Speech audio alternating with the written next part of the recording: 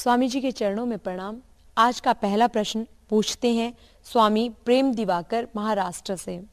सतपथ ब्राह्मण में एक प्रश्न है, को वेदा मनुष्यस्य, अर्थात मनुष्य को कौन जानता है। अन्यत्र कहा गया है कि देवता भी स्त्री के अंतरतम को नहीं पहचान पाते। क्या स्त्री या पुरुष का होना इतना जटिल है? यदि है तो कृपया बताएं कि क्यों।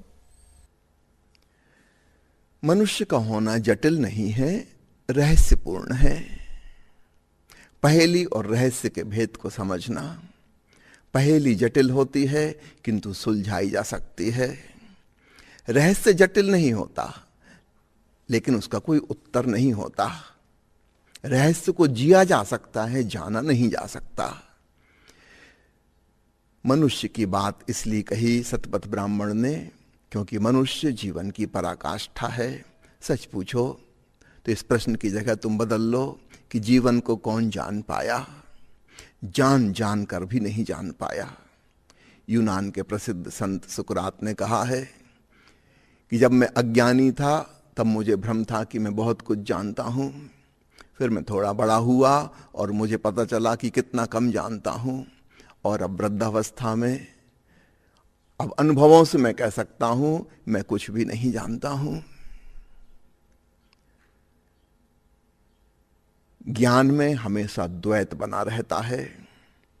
एक चीज जिसका हम निरीक्षण कर रहे हैं और एक हम उसके निरीक्षण करने वाले, ऑब्जर्वर और ऑब्जर्व्ड।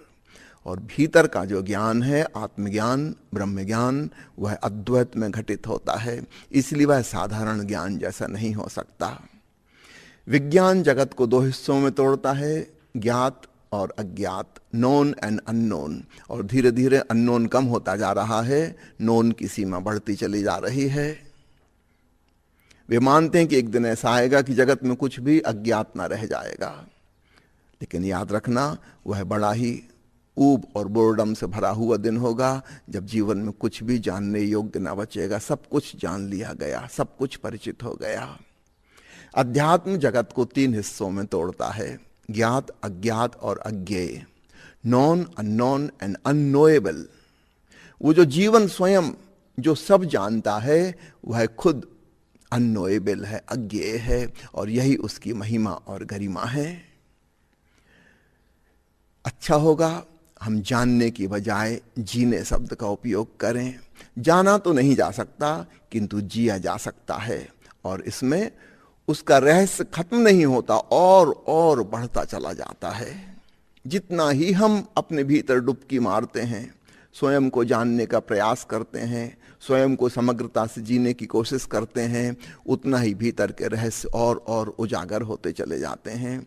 हम विस्मय विमुग्ध आश्चर्यचकित होते चले जाते हैं। ईसा मसीह किसी ने पूछा कि कौन प्रभु के राज्य में प्रवेश के अधिकारी होंगे।